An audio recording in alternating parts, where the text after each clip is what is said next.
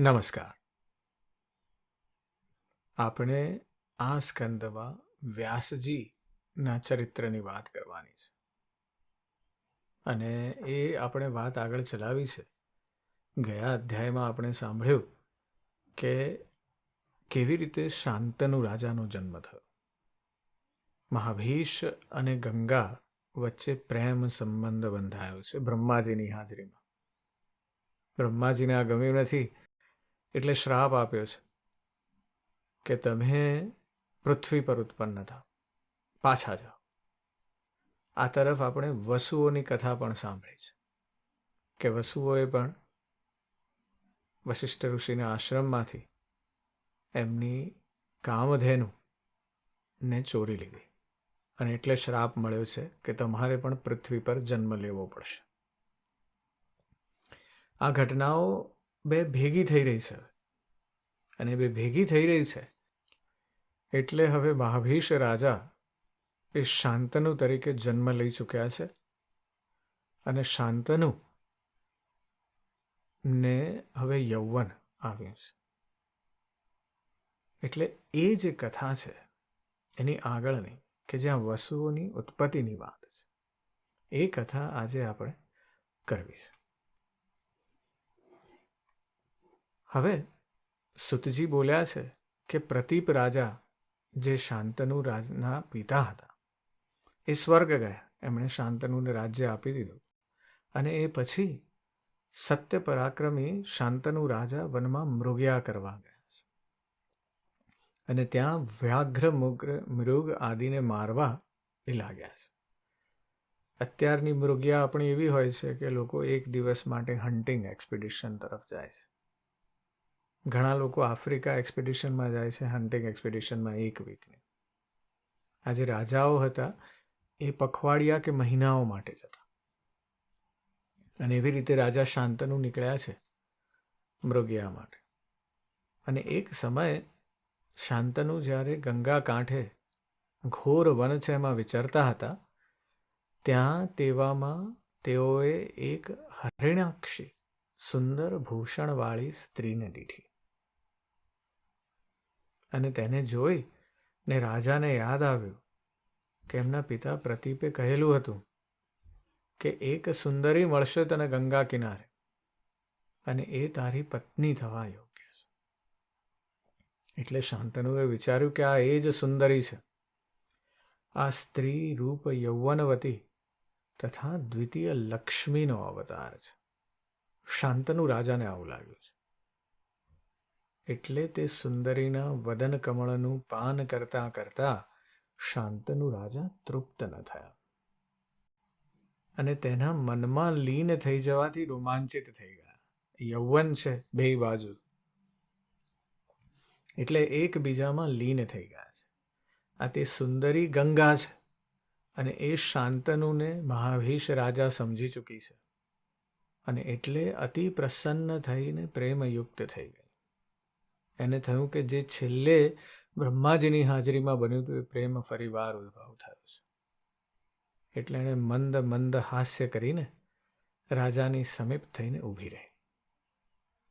તે ગૌરવર્ણીને દેખી તે રાજા પ્રેમપૂર્વક પ્રસન્ન થઈને મનોહર વાણીથી તે સુંદરીને કહેવા લાગ્યો કે હે સુંદરી, તમે દેવી કે માનુષી કોણ છો? જ્યારે આટલી બધી કોઈ સુંદર વ્યક્તિને આપણે જોઈએ ત્યારે આપણને આ જ પ્રકારની ભાવના થાય છે કે આ કોણ છે આટલી સુંદર વ્યક્તિ? શું તમે ગંધર્વી, યક્ષી, નાગ કન્યા કે અપ્સરા છો? હવે પ્રેમમાં ઘાયલ છે અને પ્રેમમાં ઘાયલ વ્યક્તિને લવ ઇઝ બ્લાઇન્ડ કીધું છે. એટલે પ્રેમમાં ઘાયલ વ્યક્તિની કથા છે. એ કહે છે કે હે સુંદરી, તમે જે કોઈ હો તો પણ હે વરારોહે તમે મારી ધર્મપત્ની બનો. લવ એટ ફર્સ્ટ સાઇટ થઈ ગયો છે. પણ આનું કારણ તો એ છે કે ત્યાંથી જોડાયો છે, બ્રહ્માજીની હાજરીમાં પ્રેમ જોડાયો છે. શાંતનુને ખબર નથી પણ ગંગાને તો ખ્યાલ છે જ. એટલે શાંતનુ એકદમ પ્રેમમાં પાગલ થઈ ગયા છે. અને એટલે આવી એક ઘટના બની છે. એ કહે છે કે પ્રેમ હાસ્યવાળી તું હે સુંદરી મારી ભાર્યા થા. અને સુતજી કહે છે કે આ ગંગા છે તેમ એવું રાજા જાણતો નથી, પણ પાસે ઉભેલા તે મહાભીષ શાંતનુ રાજાને ગંગા જાણી ગઈ છે. અને પ્રથમ પ્રેમ યોગથી રાજાની વાણી સાંભળીને તે હસતી હસતી રાજાને કહેવા લાગી. અને ગંગારૂપી સ્ત્રી મધુર વચને કહે છે કે હે રાજા, હું તને ઓળખું છું. તું પ્રતીપ રાજાનો પુત્ર છે અને તારા સમાન પતિની કોણ સુલક્ષણી નારી ઈચ્છા ન કરે. હે રાજન, વાણી બંધથી હું તમને પતિ કરી શકું તેમ છું. આવી વાત કરી છે. બે તરફ કામદેવના જે તીર છે વાગી ચૂક્યા છે. અને એ તીર વાગ્યા છે એટલે બંને જણાએ પોતપોતાનો પ્રેમ પ્રગટ કરી દીધો છે. અને પ્રેમની વાત જ આવી છે કે પ્રેમ ના નાત જોવે છે, ના જાત જોવે છે. પ્રેમ ના દિવસ જોવે છે, પ્રેમ ના રાત જોવે છે. પ્રેમ થાય એટલે થઈ જાય, બસ એટલી જ વાત છે પ્રેમની. એટલું બધું કહી શકાય એવું છે પ્રેમ વિશે. પણ દરેકનો પોતાનો એક અનુભવ હોય છે અને એ પ્રેમનો અનુભવ છે. અને દરેક અનુભવ જુદો છે, પણ પ્રેમ અટલ છે, એ રહે જ. એક વખત થઈ ગયા પછી જતો નથી. એટલે આવી વાત કરી છે ગંગાજીએ કે આટલા બધા જુદા જુદા જગ્યાઓએ જ્યાં સાચો મહાભીષ અને ગંગાને પ્રેમ થયો છે, એ તો જગ્યા જ બ્રહ્માજીની ત્યાં છે. પણ હવે અહીંયા પૃથ્વી પર પણ પાછો ફરીવાર એવો પ્રેમ થઈ ગયો છે. એટલે પેલું મૂવી હતું એક, eternal sunshine of a spotless mind કરીને, એમાં પણ એવું થાય છે કે જેની સાથે પ્રેમ થવાનો છે એને તમે સાવ તમારી મેમરીમાંથી કાઢી નાખો ને તોય પાછું એ વ્યક્તિ સાથે જ તમે જોડાશો. અને રાજા અહીંયા મહાભીષની પણ એવી જ કથા છે. એને ખબર નથી શાંતનુને કે હું મહાભીષ છું અને મને આવો શ્રાપ લાગ્યો. પણ હવે એને પ્રેમ થઈ ગયો છે. અને એને જોયું આ તો જંગલમાં બેઠેલી યુવતી છે, એનું કુળ શું છે, એની નાત શું છે, એ કશું ખબર નથી, પણ પ્રેમ થઈ ગયો છે. અને ગંગા કહે છે કે હું તમને વાણી બંધથી તો હું તમને પતિ કરી શકું તેમ છું, પણ હે રાજા, તમે મારી પ્રતિજ્ઞા સાંભળો અને પછી હું તમને વરીશ. હે રાજન, હું જે કાંઈ શુભ કે અશુભ કાર્ય કરું તેનો તમારે મને કોઈ નિષેધ ન કરો. તેમ તે વાત કોઈને કહેવી નહીં ને મને અપ્રિય વચન ન કહેવા. આવા પ્રકારની અહીંયા શરત મૂકી દીધી છે. જબરજસ્ત શરત છે કે રાજન, તમારે હું કંઈ પણ કામ કરું, કંઈ પણ શુભ કે અશુભ કામ કરું, તમારે મને કશું કહેવાનું નહીં. આ ઘટના આપણને પાછી યાદ કરાવે છે પેલી પુરુરવા અને ઉર્વશીની કથાની.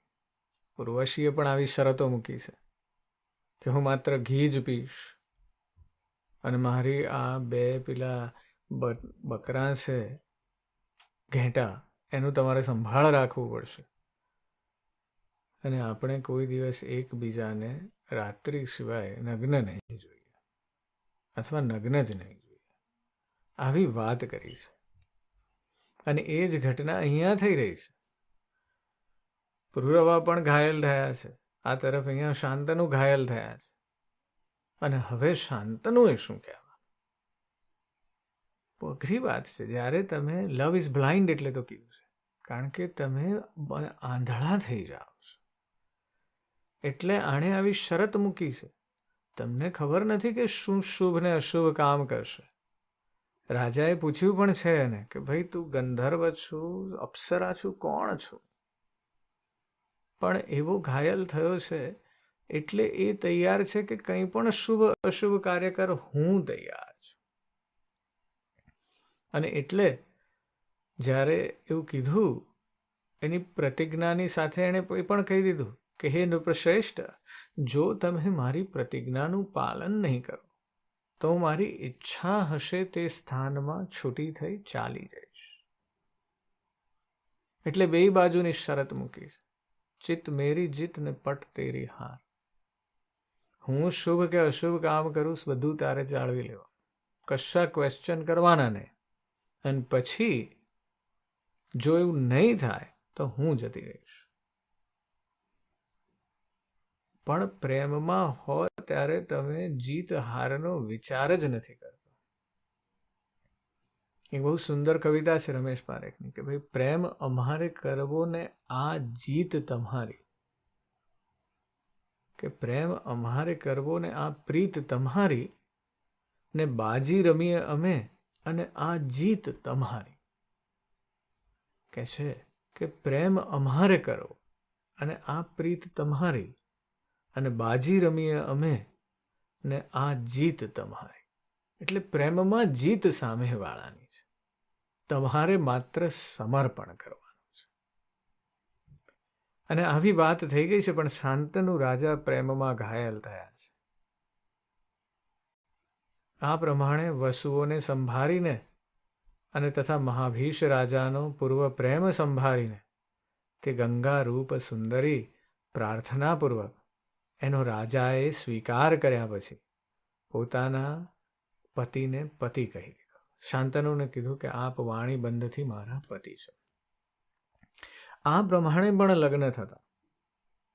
આપણે ઘણી વખત ગાંધર્વ લગ્ન અને જુદા જુદા પ્રકારના લગ્નની વાત કરી છે. આ વાણી બંધનું લગ્ન છે. મેં કહી દીધું કે તમે મારા પતિ છો, તમે કહી દીધું કે હું તમારી પત્ની છું, વાત પૂરી. એવું નથી કે એના માટે આમ યજ્ઞ કરવો પડશે ને એના માટે આ જગ્યાએ જવું પડશે ને આ કરવું પડશે. પ્રેમની વાત આવી છે, સંબંધ પ્રેમનો છે. અને પછી આ પ્રકારે રાજાને વરેલી તે ગંગા મનુષ્ય રૂપિણી થઈ. રાજાના મંદિરમાં તે સુભગા સુંદરી શોભતી રહી. રાજા પણ તેને પામીને વનોમાં તેની સાથે ક્રીડા કરવા લાગ્યો. વિવિધ ભાવોની જ્ઞાતા તે રમણીએ રાજાને અનેક પ્રકારથી રમણ કરાવ્યો. ક્રીડા કરતા રાજાને કેટલાક વર્ષો વીતી ગયા તેની ખબર પણ ન રહી. પ્રેમ થાય એટલે તમને સમય ભાન રહેતું નથી. ઇન્દ્ર ઇન્દ્રાણી સમાન તે રાજા મૃગલોચનીમાં રમણ કરવા લાગ્યો. તે સુંદરી સર્વગુણ સંપન્ન હતી ને તે રાજા પણ કામમાં વિચક્ષણ હતો. દિવ્ય મંદિરમાં તો પણ હે વરારોહે, તમે મારી ધર્મપત્ની બનો એવી વાત કરી હતી. અને આ વાત થઈ છે અને આ રીતે એમની વચ્ચેનો સંસાર ચાલી રહ્યો છે. તે દંપતી જાણે લક્ષ્મી નારાયણ હોય તેમ જીવી રહ્યા છે. અને આમ કાળ જતા ગંગાને નૃપતિથી ગર્ભ રહ્યો. અને તે સુનયનીએ પોતાનામાં વસુપુત્રને જન્મ આપ્યો. આપણે આગળ વસુઓની વાત કરી ચૂક્યા છે. અને જેવો તે વસુપુત્ર જન્મ્યો કે તરત જ તેણીએ એને ગંગામાં નાખી દીધો. અને આ પ્રમાણે બીજા વસુને, ત્રીજા વસુને, ચોથા, પાંચમા, છઠ્ઠા અને સાતમા વસુને ક્રમાનુસારે ગંગાએ પોતાના જન્મ આપી અને જળમાં નાખી દીધા. બહુ અઘરી વાત છે કે માતા પોતાના બાળકને આવી રીતે જળમાં કેવી રીતે નાખી શકે? આટલી બધી નિષ્ઠુર માતા. વાત એવી થઈ છે. શાંતનુ જોઈ રહ્યા છે ને કશું કરી શકતા નથી. પણ અહીંયા તો આવી વાત છે. અને આવી જ વાતો જાત જાતની દૈવિક ઘટનાઓની વાતો ચારે બાજુ છે દુનિયાના દરેક ઇતિહાસમાં. આપણે અહીંયા આ વાત કરી રહ્યા છીએ એવી જ વાત થઈ છે ત્યાં જ્યારે આપણે કૃષ્ણ જન્મની વાત કરીએ છીએ. 8મા પુત્ર તરીકે જન્મ્યા છે અને પહેલા 7ને તો કંસે મારી જ નાખ્યા. એવી જ રીતે ગ્રીક મિથોલોજી છે એમાં ક્રોનોસની કથા છે. ક્રોનોસને એવી ખબર પડી ગઈ છે ભવિષ્યવાણી કે એનો એક સંતાન એના વંશનો નાશ કરશે. એટલે એની પત્ની રિયાને જ્યારે પણ જન્મ થાય તો એ તરત જ એને લઈને મારી નાખતો કે મારો નાશ કરશે મારો પોતાનો પુત્ર. પણ એનો એક પુત્ર છે જ્યુસ, એને રિયા છુપાવી દે છે. અને એ જ્યુસ પછી જ્યારે ગ્રીકના સૌથી મોટા જે દેવ છે ઝ્યુસ એ ક્રોનોસનો નાશ કરે છે. એટલે આ બધી દૈવિક ઘટનાઓ છે. અને એટલા માટે જ્યારે ગંગા પોતાના પુત્રોને વહાવી દે છે ત્યારે એ સમજી નથી શકતો શાંતનુ કે આ શું થઈ રહ્યું છે. અને આપણે પણ આવી બધી દૈવિક ઘટનાઓને સમજી નથી શકતા. દૈવિક ઘટનાઓ આપણાથી પરે છે. એટલે આપણી પાસે હાઇન્ડ સાઇટ છે, પાછળ જોઈ શકીએ છીએ. આપણી પાસે ફોર સાઇટ નથી, ભવિષ્ય નથી જોઈ શકતા. આપણને ખબર નથી કે આનાથી શું થશે. ગંગાને ખ્યાલ છે પણ શાંતનુને ખબર નથી. અને માણસની અંદર એક આવી એક અવસ્થા છે, એક ટ્રેટ છે, એનું નામ છે નીડ ફોર ક્લોઝર, પૂર્ણતાનો ભાવ. હું અત્યારે એમ કહું કે આમ 2 આંગળીથી હું આમ એક લીટી આમ કરું ને બીજી લીટી આમ કરું એટલે તમારા મનમાં એમ થાય કે મેં અત્યારે ત્રિકોણ દોરવાની શરૂઆત કરી.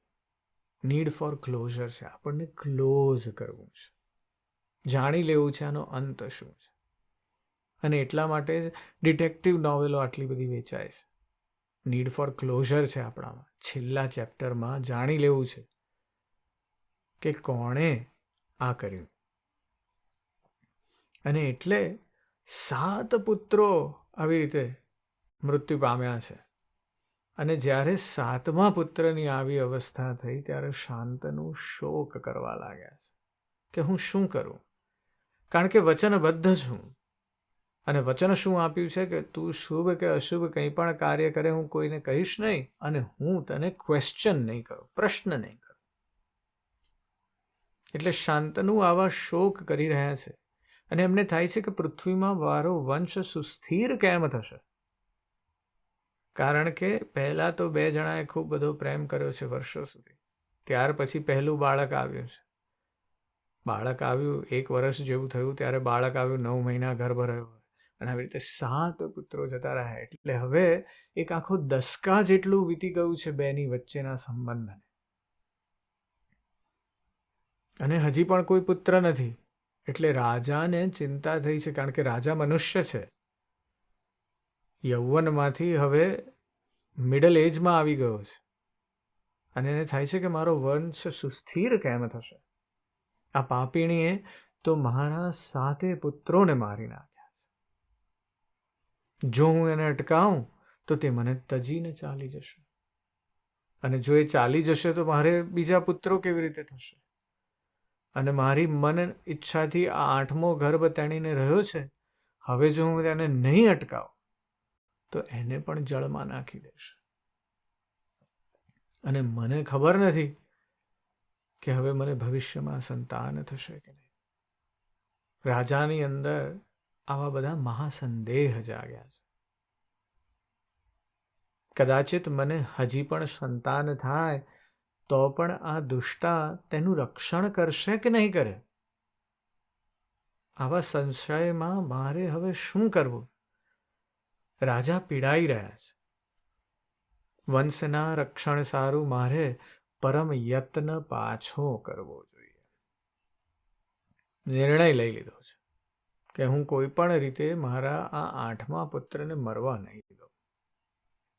અને તત્પશ્ચાત કેટલાક સમય પછી જે વસુએ વસિષ્ઠ મુનિની નંદિની ગાયને વત્સરી સહિત સ્ત્રીવશ થઈને હરી લીધી હતી, તે ધ્યૌ નામનો વસુ ગંગાના 8મા પુત્ર તરીકે જન્મ્યો. તે 8મા પુત્રને જન્મેલો જોઈને શાંતનુ રાજા ગંગાદેવીના ચરણમાં પડી ગયા અને પ્રાર્થના કરવા લાગ્યા કે હે કોમળ ગાત્રવાળી, હું તારો દાસ છું. હે શુચિસ્મિતે, હું તને પ્રાર્થના કરીને કહું છું કે તું મારા આ એક પુત્રનું રક્ષણ કરી આને જીવિત દાન આપ. હે કોમળ ગાત્રી, તે મારા 7 પુત્રને મારી નાખ્યા છે, ને હવે 8માનું પણ હે શ્રુશ્રોણી, તું રક્ષણ કર. હું તારા ચરણમાં પડીને પ્રાર્થના કરું છું. તું મારી પાસેથી બીજું કાંઈ વરદાન માગી, ગમે તેવું દુર્લભ હશે તો પણ હું તને આપીશ. પરંતુ હે પરમ શોભને, તારે મારા વંશનું રક્ષણ કરવું યોગ્ય છે. સ્વર્ગમાં અપુત્રને ગતિ નથી એમ વેદવેત્તાઓ કહે છે. વાસ્તે હે સુંદરી, હું આજે 8મા પુત્રના રક્ષણની તારી પાસે પ્રાર્થના કરું છું. આ ઘટના અદ્ભુત છે. આવી જ ઘટનાઓ બીજી બધી કથાઓમાં પણ છે. તમે જો સ્કેન્ડિનેવિયામાં નોર્સ કથાઓ એને કહેવાય છે, એમના ત્યાંના દેવતાઓનો મુખ્ય દેવ છે ઓડિન, અને એના સૌથી પ્રિય સંતાન બાલ્ડરને બચાવવા માટે એ આવી જ પ્રકારના પ્રયાસ કરે છે. એટલે ચારે તરફ પિતાનો જે પ્રેમ છે એ આપણને વ્યક્ત થાય છે. માનવનો પુત્ર પ્રેમ વ્યક્ત થાય છે, બાળક પ્રેમ વ્યક્ત થાય છે. રાજા પ્રાર્થના કરી રહ્યો છે, મહાવિદ્વાન મહાવીર રાજા છે, પણ અહીંયા એની પોતાની પત્ની પાસે ચાલી નથી રહ્યું. એણે જોયું છે કે મેં પ્રતિજ્ઞા કરી છે, અને એ પ્રતિજ્ઞાના રૂપે મેં એને આ વચન આપ્યું છે, અને હવે શું કરું? એટલે પ્રાર્થના કરે છે. કહે છે કે તું મારા પુત્રને બચાવી લે, મારા વંશ વેલાનું શું. દરેકને પોતાના આવા સ્વાર્થ હોય છે. એટલે આ પ્રેમ સંબંધમાં હવે પ્રેમની સાથે સ્વાર્થ જોડાયો છે.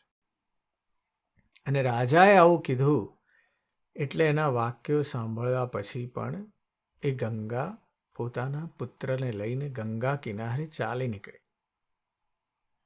અને ત્યારે પણ એ કોપ કરીને રાજાને કહેવા લાગી. ત્યારે રાજા અતિ દુઃખિત થઈને કહે છે કે હે પાપીણી, હું આજે શું કરું? કારણ કે હવે રાજાએ પોતે પ્રાર્થના કરી છે પણ પેલી અટકી નથી. સામ દામ દંડ અને ભેદની વાત થઈ છે. એટલે હવે રાજા કોપાયમાન થયા છે. એ કહે છે, શું તને નર્કનો પણ ભય નથી? તું કયા પાપી દંપતીઓની પાપમાં અનુચરવા વાળી પુત્રી છું? આવી કોણ છું તું? તારે જાવું હોય તો તું ભલે ચાલી જા, પણ મારો પુત્ર તું અહીં મૂકતી જા. પહેલા તો શુચિસ્મિતે કીધું છે, પણ હવે કહે છે કે હે પાપીણી, વંશનો નાશ કરનારી એવી તારી મને શું જરૂર છે? હવે રાજાને એ પ્રેમ ઉતરી ગયો છે, કારણ કે સ્વાર્થ ચડી ગયો છે. ફોરસાઇટ નથી, ભવિષ્ય નથી જોઈ શકતા. એટલે રાજાના આમ બોલવા છતાં તે ગંગાદેવી બાળક પુત્રને લઈને ચાલી જતી હતી, અને એ સામેથી કોપયુક્ત વચનો કહેવા લાગી. અને હવે ગંગાજી શાંતનુને સાચું દ્રશ્ય દેખાડે છે. એ કહે છે કે હે પુત્રની ઈચ્છાવાળા, આ પુત્રનું હું વનમાં રક્ષણ કરીશ. મારે અત્યારે જવાનો સમય છે, કારણ કે તે મારી પ્રતિજ્ઞાઓનો ભંગ કર્યો છે. દેવ કાર્યને અર્થાત સાક્ષાત પ્રગટેલી હું ગંગાદેવી છું, એમ તું હવે જાણ. પૂર્વે 8 વસુઓને વશિષ્ઠજીએ શ્રાપ આપ્યો હતો ને કહ્યું હતું કે તમે મૃત્યુલોકમાં જન્મ પામો. તે વસુઓએ મને ચિંતાતુરને દીઠી ને મને પ્રાર્થના કરવા લાગ્યા કે હે જનની, હે અનઘે, તમે અમને વરદાન આપો કે તમે અમારા માતા થાઓ.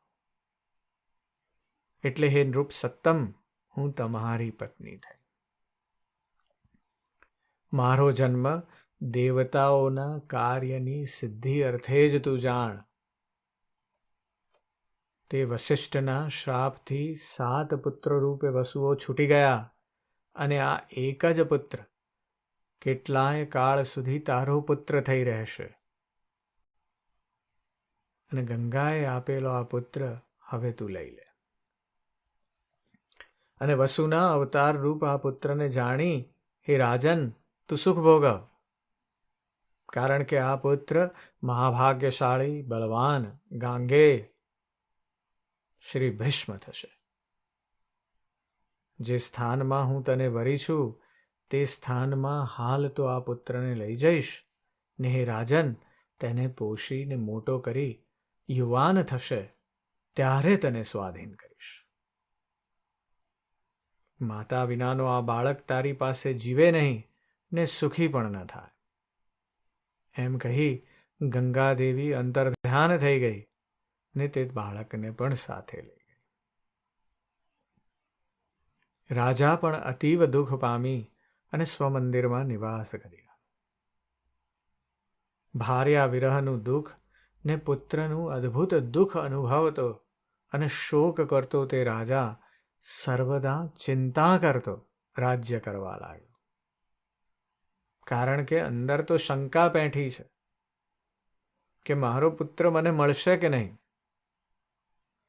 અને આમ કેટલો કાળ ગયા પછી તે રાજા મૃગ્યા કરવા લાગ્યો. તે શાંતનુ રાજા ગંગાના કિનારે આવી પહોંચ્યો. નદીમાં ઘણું છીછરું પાણી જોઈને તે રાજા વિસ્મય પામ્યો. ત્યાં તે રાજાએ અનેક બાણોનો વરસાદ વરસાવતો એક કુમાર દીઠો કે જે મહાચાપ ચઢાવી ગંગા તટ પર ક્રીડા કરતો હતો. અને તેને જોઈને રાજા વિસ્મય પામ્યો. આ ભેદની તેને ખબર પડી નહીં કે આ તેનો જ પુત્ર છે. એવું એને ધ્યાન જ ન પડ્યું. શોકમગ્ન છે. અને બાણ ત્યાગવામાં લઘુ હસ્તતા દેખી રાજા તેને અમાનુષ કર્મવાળો સમજવા લાગ્યો. તે તેની અનુપમ વિદ્યા ને કામદેવ સમાન તેનું સૌંદર્ય દેખીને રાજાએ વિસ્મય પામીને પૂછ્યું કે હે સૌમ્ય, તું કોનો પુત્ર છો? પણ તે વીરકુમાર કશું જ બોલ્યો નહીં ને બસ બાણ જ ફેંકતો રહ્યો ને અંતર્ધ્યાન થઈ ગયો. આવું જોયું એટલે રાજાને ચિંતા થઈ. પછી એકદમ અંદરથી થયું કે આ બાળક ક્યાંક મારો પુત્ર જ નહોતો ને, પણ હવે પાછો પેલો પુત્ર અંતર્ધ્યાન થઈ ગયો છે. એટલે એમને થયું કે હવે હું શું કરું, ક્યાં જાઉં? અને પછી તે મનથી ગંગાને યાદ કરવા માંડ્યા. અને ત્યારે ગંગા પૂર્વ સ્વરૂપના જેવું જ સુંદર સ્વરૂપ ધારણ કરીને તેમની સમીપમાં આવીને ઊભી રહી. તે સુંદર અંગવાળી ગંગાને દેખીને રાજા કહે છે કે હે ગંગે, આ બાળક કોણ હતો, ક્યાં ગયો? તેના દર્શન મને કરાવો. એટલે ગંગાજી કહે છે કે હે રાજેન્દ્ર, રક્ષિત થયો એવો 8મો વસુ આ તારો જ પુત્ર છે. આ મહાતપસ્વી ગાંગેયને હું તારા હસ્તમાં સોંપું છું. હે સુવ્રત, તારા કુળની કીર્તિ કરનારો તે થશે. આ તારો પુત્ર વશિષ્ઠના આશ્રમમાં રહ્યો છે અને ત્યાં તેણે અખિલ વેદોનો તથા સનાતન ધનુર્વેદનો અભ્યાસ કર્યો છે. સર્વ વિદ્યાઓના વિધાનોનો આ પુત્ર વેદતા છે. સકળ અર્થશાસ્ત્રોમાં કુશળ છે ને પવિત્ર છે, અને જેટલું જમગ્નિ પરશુરામ જાણે છે તેટલું જ તારો આ પુત્ર પણ જાણે છે. આ પુત્રને હે રાજેન્દ્ર તું લઈ જા, ને હે નરાધીપ તું સુખ ભોગાવ. આમ કહીને રાજાને તે પુત્ર સોંપીને ગંગાદેવી અંતર્ધ્યાન થઈ ગયા. રાજા પરમ પ્રસન્ન થયો ને હર્ષ વડે પુત્રને ભેટી તેનું મસ્તક સૂંઘીને તેના રથમાં બેસાડી પોતાના પૂરમાં આવવા વિદાય થયો. અહીંયા પણ એક સરસ વાત થઈ કે રાજા પોતાના પુત્રને હર્ષપૂર્વક ભેટી પડ્યા છે, પણ આ મસ્તક સૂંઘવાની જે વાત છે એ બહુ સુંદર છે. આપણે પણ આવું જ કરીએ છીએ. જ્યારે કોઈ આપણા પોતાના પુત્રને પુત્રીને કે કોઈને એવાને મળીએ જે ખૂબ નજીક છે તો એને ભેટી તો ચોક્કસ જઈએ છીએ, પણ એ જે માથું સૂંઘીને ચુંબન આપવાની વાત છે કપાળ પર, એ બહુ ઉમદા છે. એ વડીલનું પોતાના બાળક તરફ પ્રેમનું વદન છે. પણ એટલા એ સાથે જ તમે ખ્યાલ હોય તો બાળક જે હોય છે ને એની અંદર નવ જન્મેલું બાળક હોય તો એની પોતાની એક સુગંધ હોય અને એ આપણી મેમરીમાં સ્થિત છે. બધા પ્રાણીઓ પણ આવું કરે છે. ઘણા બધા પ્રાણી જગતમાં પણ આવું જોવા મળે છે, અને એવું જ મનુષ્ય જગતમાં જોવા મળે છે કે આપણે એ બાળકના મસ્તકને સૂંઘી લઈએ. એટલે રાજા શાંતનુએ પણ એવું કર્યું છે. અને હવે એ સાથે લઈને નીકળ્યા છે. હસ્તિનાપુરમાં જઈને રાજાએ મહોત્સવ કર્યો. જ્યોતિષીઓને બોલાવીને રાજાએ શુભ દિન પૂછ્યું. સકળ શુભ શહેરીઓને આમંત્રણ આપીને સચિવોને બોલાવીને રાજાએ ગાંગેયનો યુવ રાજ્યાભિષેક કર્યો.